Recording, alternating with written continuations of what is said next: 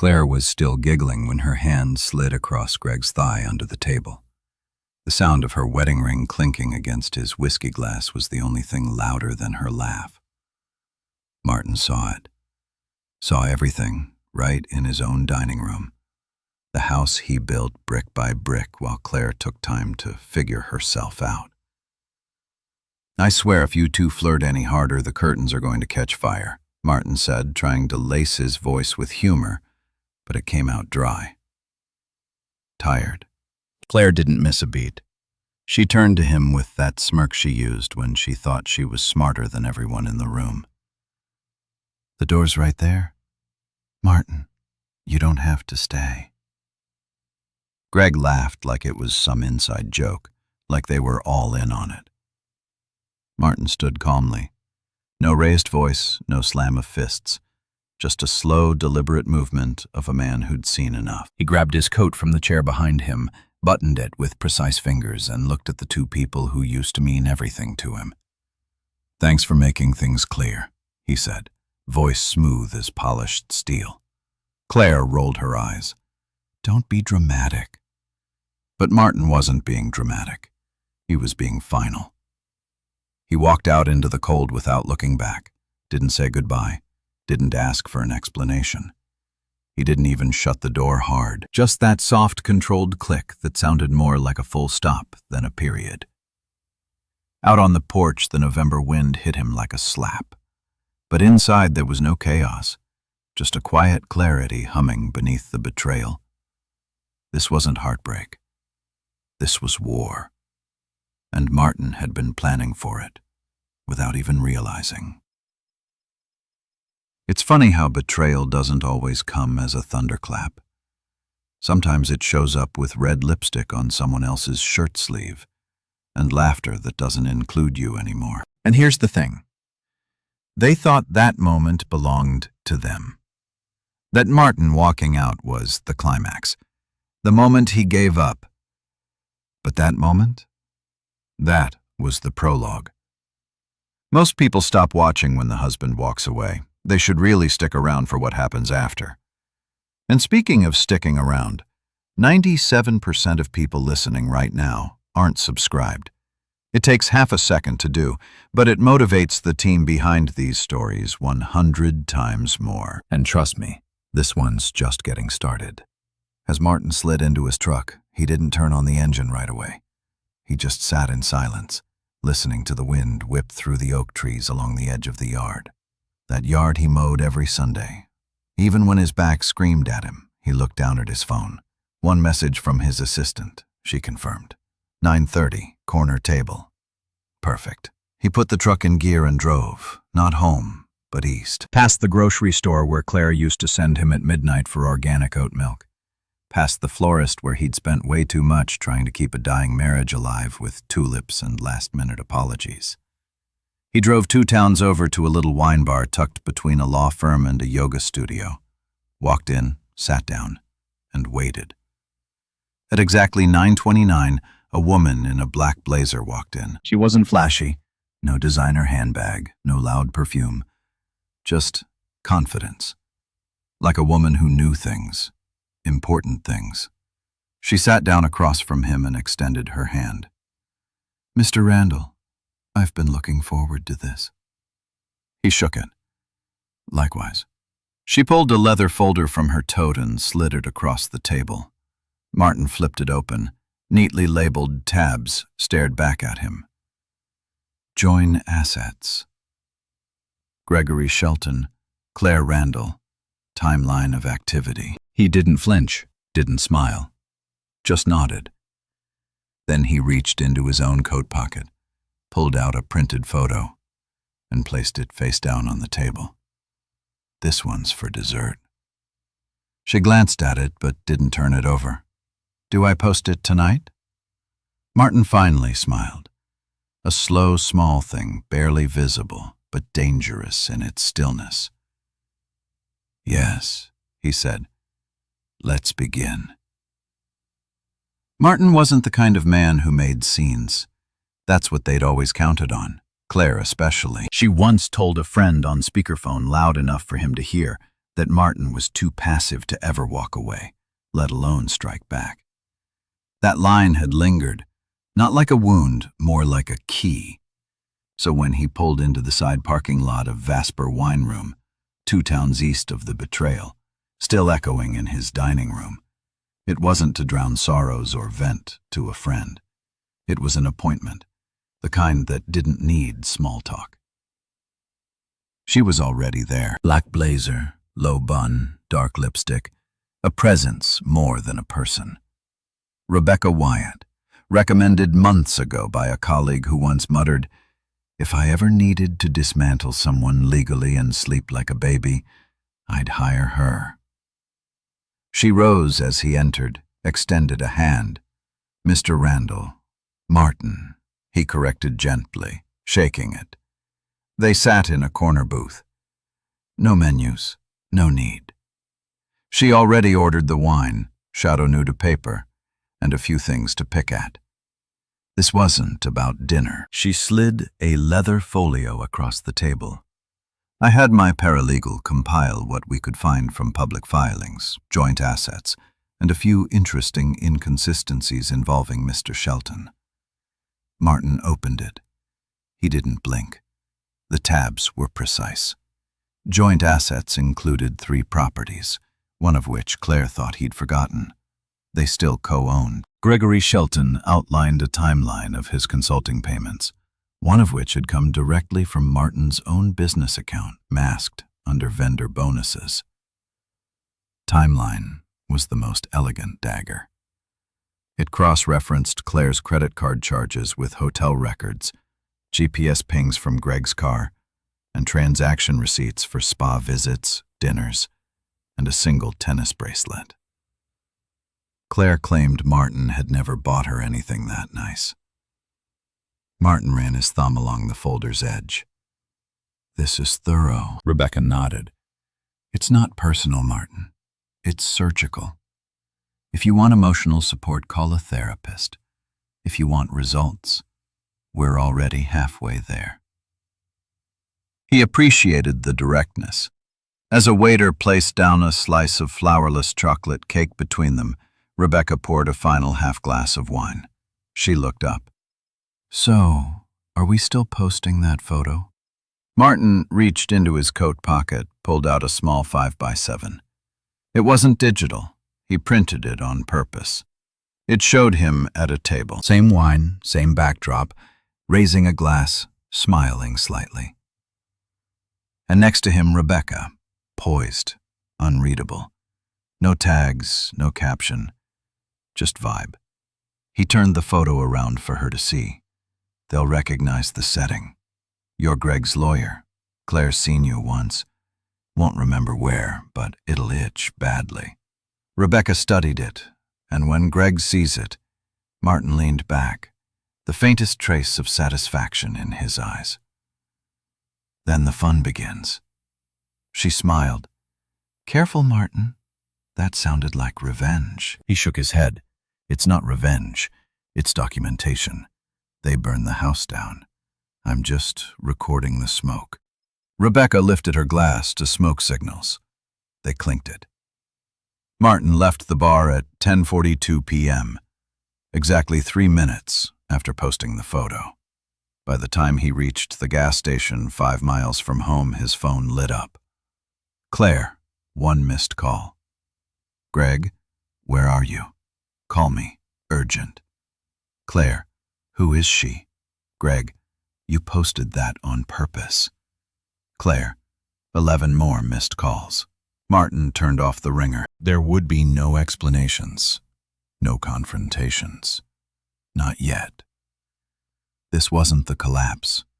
This was the pull of the first thread. The photo wasn't staged. That's what made it perfect. Martin had waited until the lighting was just low enough to soften the edges, but bright enough to catch the gleam of Rebecca's glass mid-toast. No filters, no witty caption, just 2 adults dressed well, looking composed and content.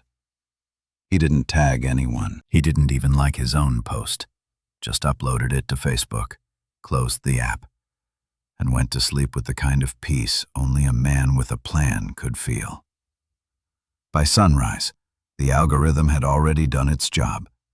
His sister commented first, looking sharp. "Marty, who's the stunner?" Then a co-worker from accounting. "Wait, is that Vasparo? Classy." By 9 a.m. there were 43 likes, 19 comments.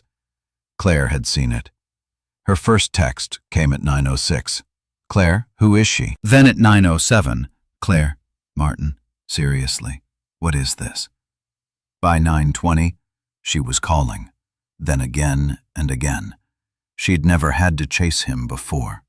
That was the point. But the moment the spiral began wasn't Claire's first missed call. It was Greg's text at 10:32 a.m. "Greg, where did you meet her?"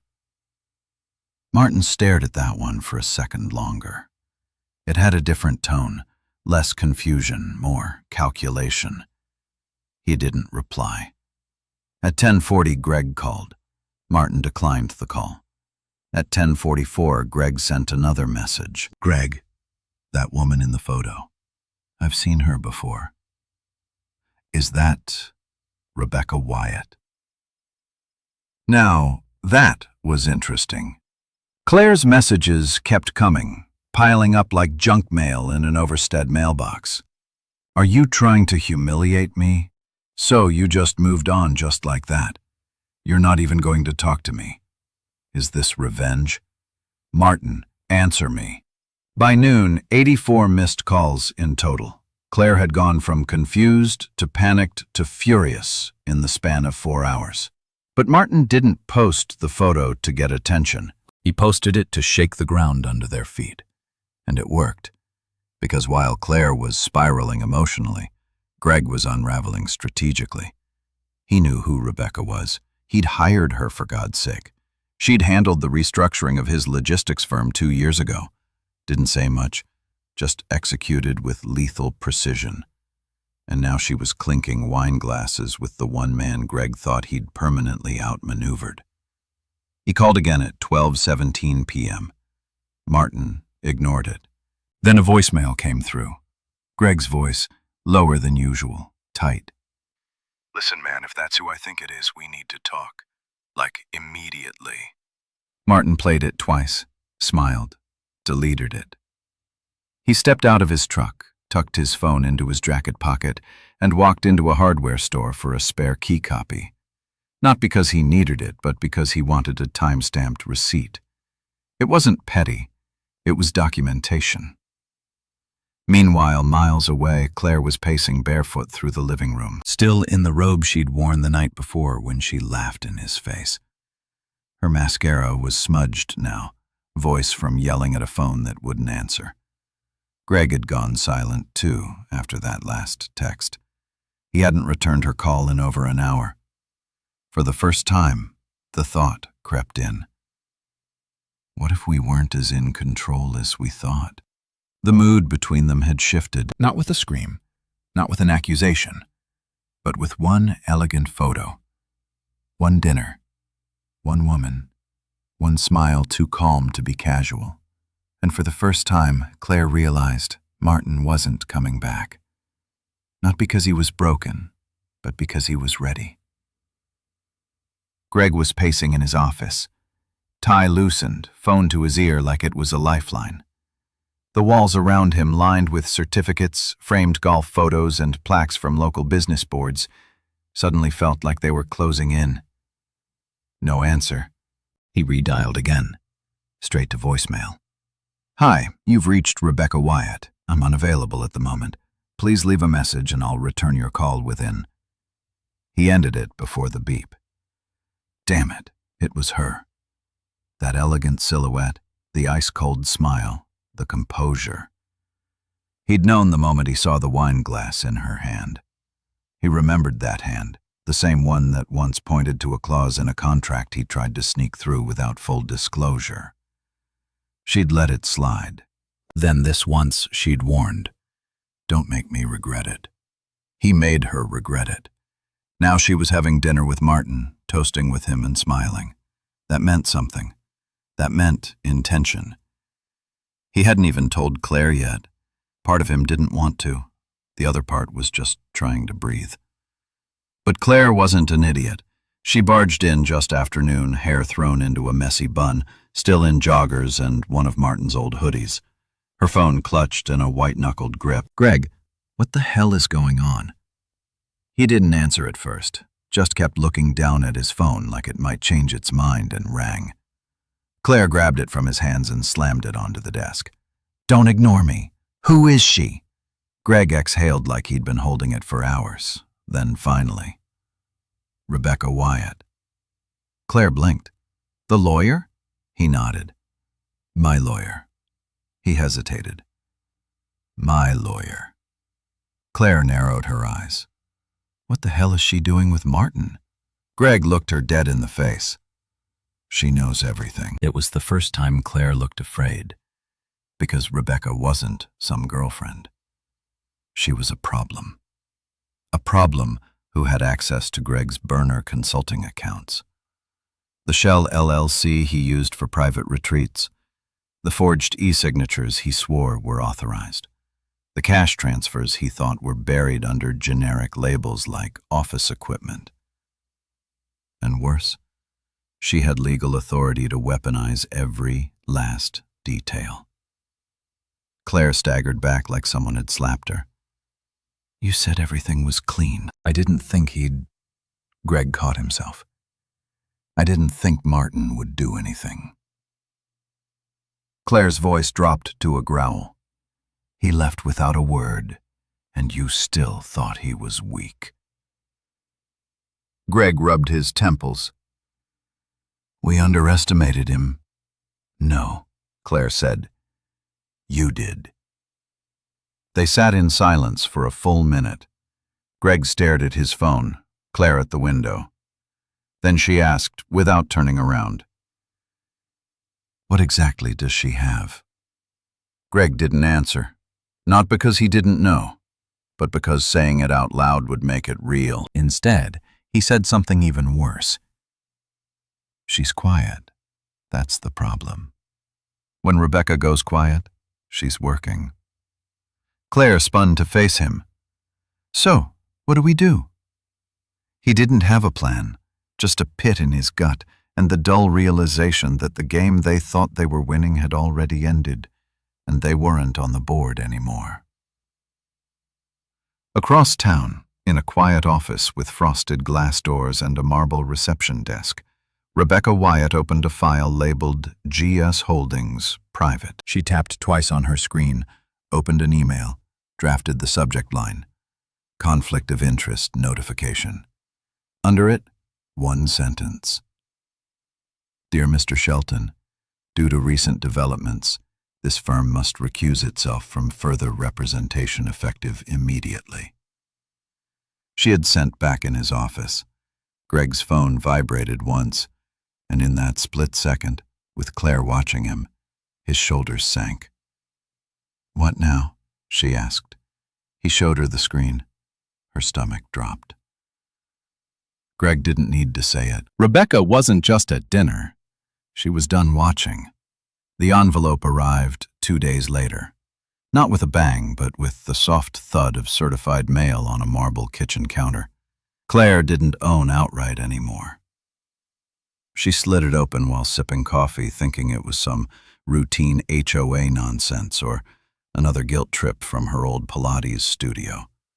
Instead, it was a legal notice from Wyatt and Bell LLP. Her eyes skimmed the first few lines to Mrs. Claire Randall. "Regarding your designation as guarantor for commercial loan file number GSH1147S4 Holdings, Principal Gregory Shelton." She blinked, read it again and again. Guarantor? What guarantor? She flipped the page. Her own signature stared back at her, dated 6 months ago, underlined, highlighted with a stamp of submission to a regional credit union she'd never once set foot in. She dropped the letter. "Greg?" she bellowed, storming down the hallway. Greg was in his home office, half buried in printouts and client files, sweat soaking the collar of his button-down. She didn't knock, just shoved the papers in his face. What the hell is this? He didn't need to look. He already knew. Claire's voice was a blade now. You signed me on to a loan without telling me. Greg ran a hand through his thinning hair. You weren't supposed to find out. Her mouth opened, closed. That was all he had to say. That's your explanation, she hissed. That I wasn't supposed to find out. He sat down slowly like a man preparing for a crash he could no longer avoid. I needed collateral. Your name still carries equity from your dad's trust. You never touched it, figured it wouldn't matter. Claire backed up a step like he'd spit acid. You used my family's name for a loan without my consent. That's fraud.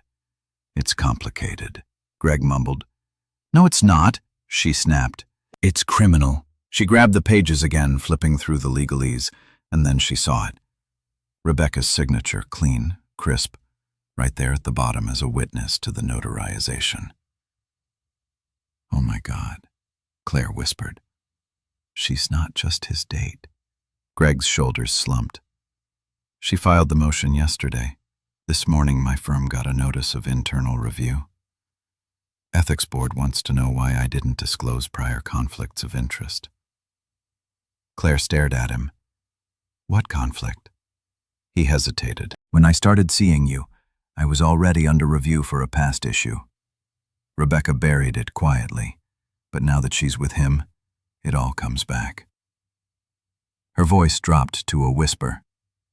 So, Martin knew the whole time. Greg met her eyes for the first time in what felt like years. I didn't think he'd fight back. That sentence landed with a weight neither of them could hold. Claire sat down hard. How much is the loan? He looked away. How much? $750,000. Her hand slapped the table. And if they prove I didn't consent, it defaults to me, and I don't have that kind of liquidity anymore. Claire laughed once, short, sharp, and bitter. We were laughing at him in his house while you were already sinking us both. Greg tried to defend himself, but it came out hollow. We needed the cash flow. Number. Claire snapped, eyes wide now. You needed the cash. I was just your signature. She pushed away from the table, shaking.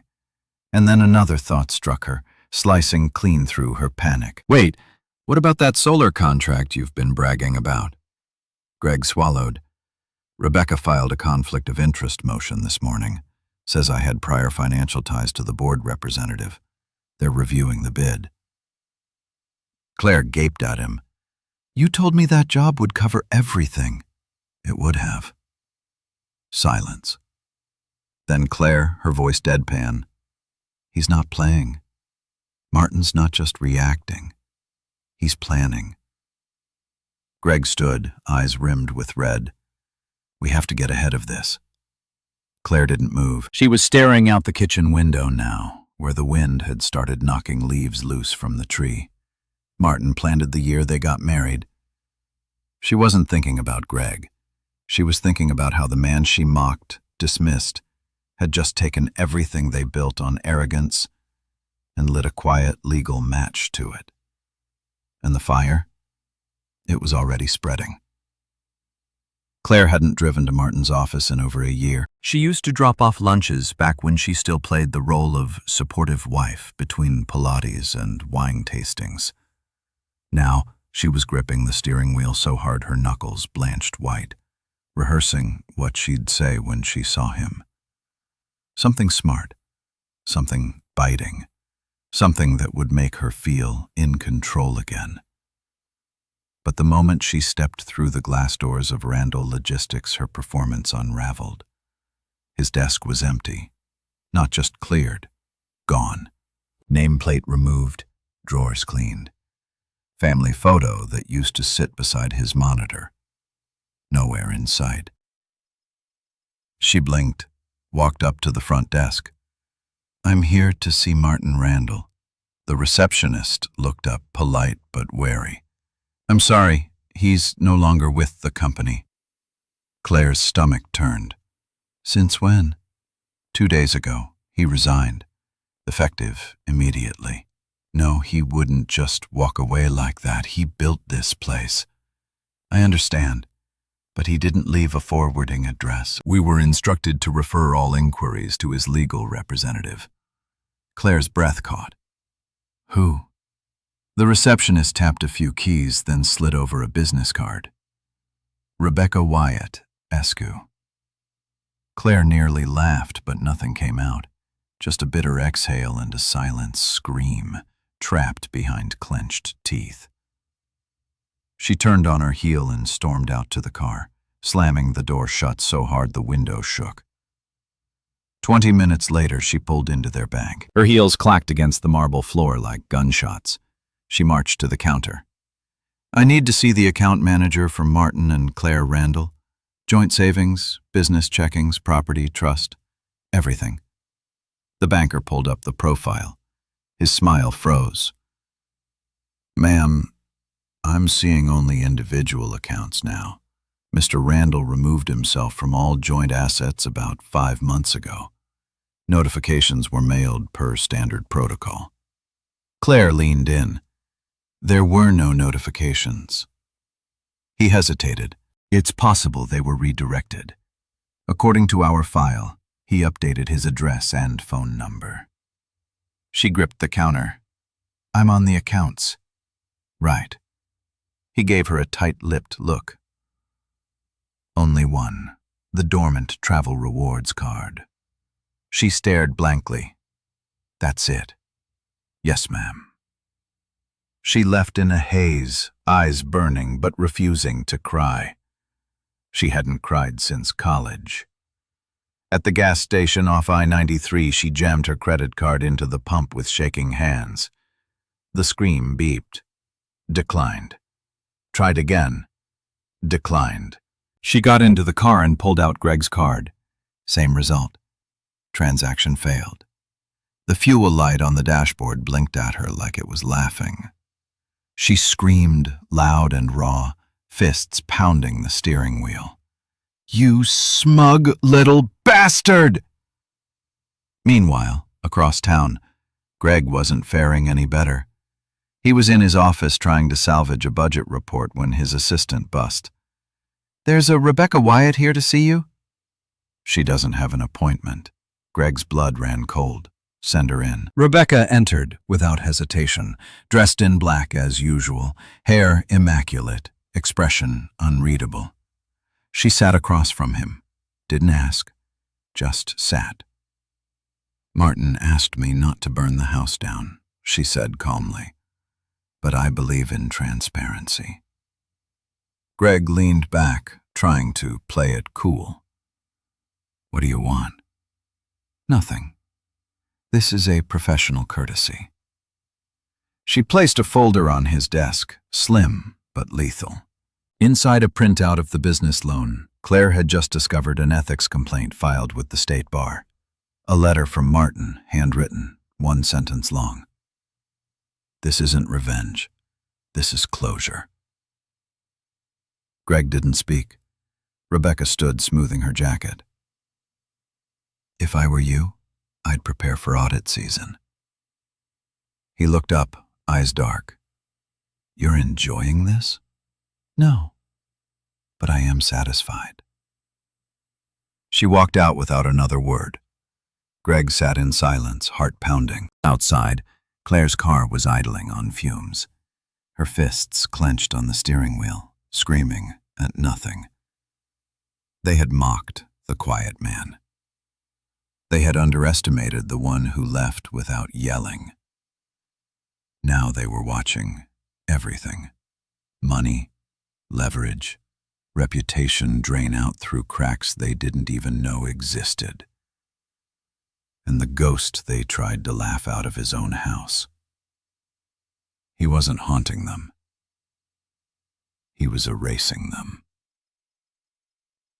Claire was upstairs folding laundry she hadn't worn in months. Martin's old t-shirts, A golf polo he once begged her to stop shrinking in the dryer when the doorbell rang. She patted down in socks, annoyed she hadn't ordered anything. The courier handed her a sleek black envelope with a matte finish and gold foil seal. No return address, just her name printed in thin, perfect lettering. "Claire and Randall's signature, please," the courier said, tapping the tablet. Claire signed, shut the door, and stared at the envelope.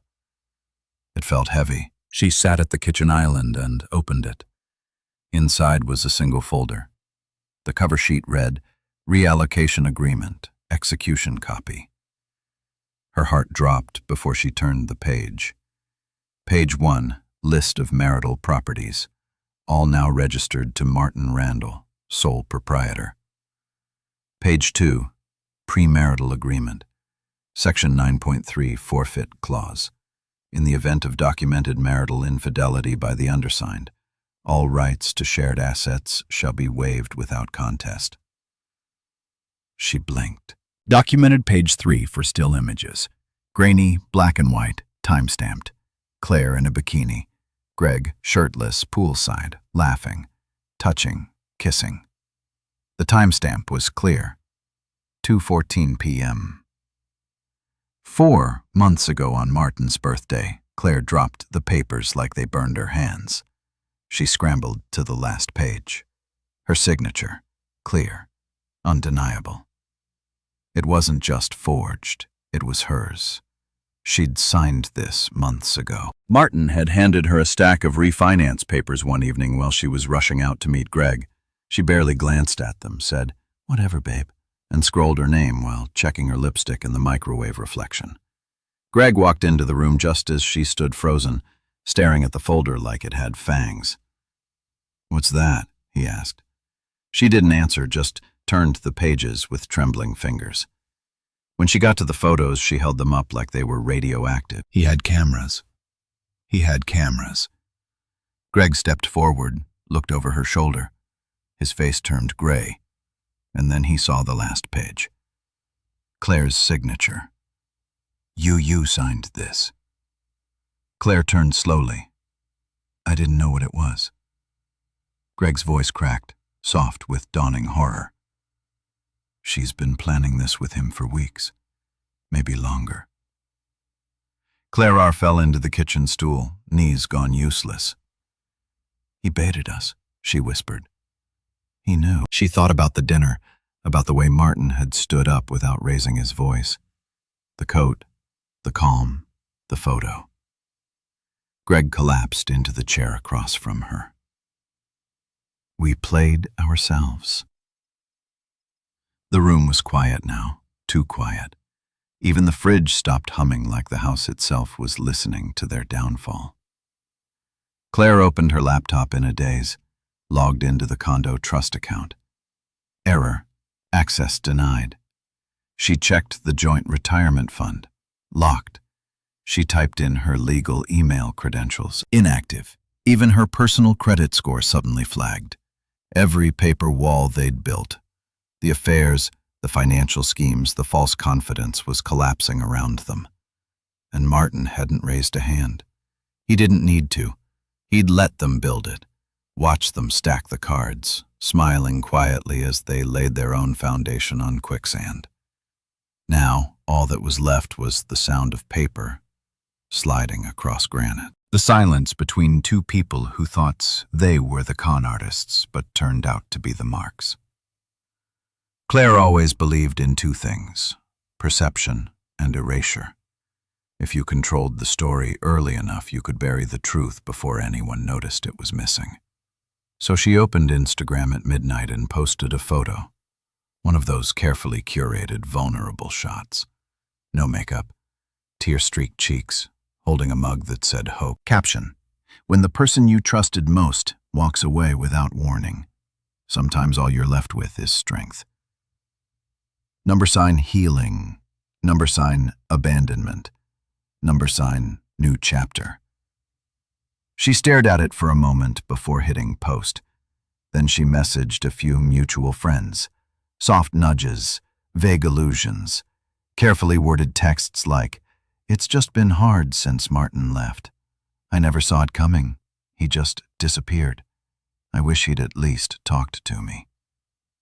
Greg, meanwhile, made his move the next morning. He sat down for coffee with a business blogger he used to feed scraps to during awards season. Told him off the record that he was being targeted by a vengeful ex-spouse and that his lawyer had acted without proper authority. The blogger ran with it. Clickbait headline, sanitized quotes, and a photo of Greg looking pensive on a yacht from 3 years ago. It might have worked if Rebecca hadn't come with receipts. By noon, Wyatt and Bell posted a statement across all official channels. Our client, Mr. Martin Randall, acted within the bounds of all applicable legal frameworks. His response was not retaliatory but necessary, due to an egregious breach of trust involving both financial misconduct and infidelity. And then the leak started. Screenshots from Greg's burner accounts, wire transfers labeled consulting fees to a known shell entity. Claire's name on 2 of them listed as strategic liaison, receipts from hotel rooms. Same suite, same pattern. Thursday evening's wine bar first, a room key later. Someone even dug up Greg's old ethics warning from a decade ago, quietly buried now floating on Reddit. Within 48 hours, Greg's firm placed him on unpaid suspension pending internal review. A joint bid he'd submitted for a renewable energy grant was disqualified. Claire's name was removed from the board of her sister's nonprofit, pinning clarification of personal matters. But the worst came in private. Claire's phone buzzed with a message from her sister Allison. How could you throw away a man like that? No emojis, no warmth, just judgment, crisp and bare. Claire called, no answer. She opened her Facebook to a new message thread from 3 of her friends. Each had quietly removed her from a group chat they'd shared for years. Another DM appeared. I didn't know you were that Claire Randall. Yikes. Claire stood alone in her kitchen, still holding the mug from her Instagram post. It was empty now, like everything else. Greg sat in his car in a Target parking lot, watching the notification count rise. 34 missed calls from reporters, 6 emails from legal, 1 message from his assistant. They found the September files. The audit's happening. He threw his phone into the passenger seat and gripped the steering wheel, sweat dripping down his temples. The world was watching now, but not the way they used to. Claire and Greg weren't the social darlings anymore. Not the charming, clever couple laughing at wine tastings or hosting New Year's brunch. Now, they were cautionary tales.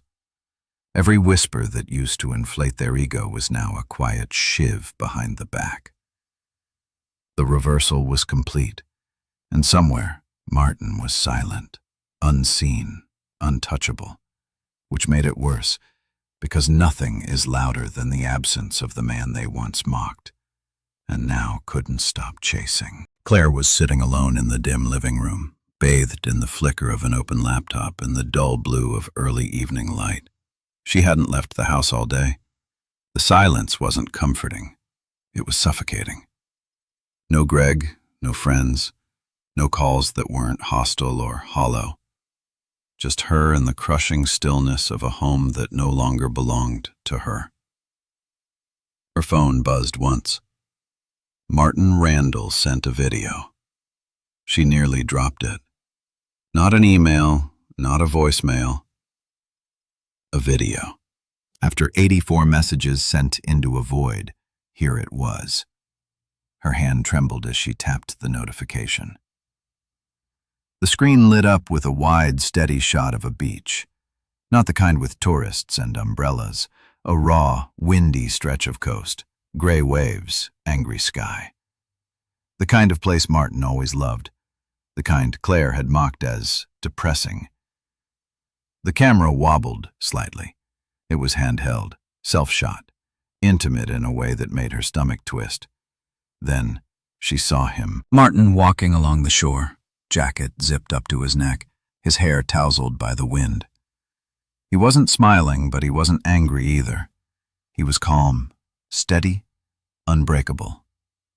His voice came through the wind like a knife wrapped in velvet. "You laughed in my face," he said right in front of him, like I was nothing, like I wouldn't notice. He paused, glancing at the waves. He thought I was soft. Thought a man like me, quiet, patient, steady, was too scared to walk. Another pause. "And you? You assumed I'd stay, that I'd eat it, that I'd mop up the mess and thank you for the chance." He looked straight into the lens now. His eyes weren't cold, they were clear. "You were wrong." He kept walking, didn't stop, didn't flinch. "Turns out," he said, voice quieter now, like he was speaking from somewhere inside her head, "the door works both ways." The screen cut to black. No goodbye, no flourish, just the sound of waves. Claire sat frozen, staring at her reflection in the blank screen. That was the first time in months she'd truly seen herself. Not the curated version, not the Instagram-ready one, but the woman he saw the night he stood up, reached for his coat, and walked out. And for the first time, she understood this wasn't about payback.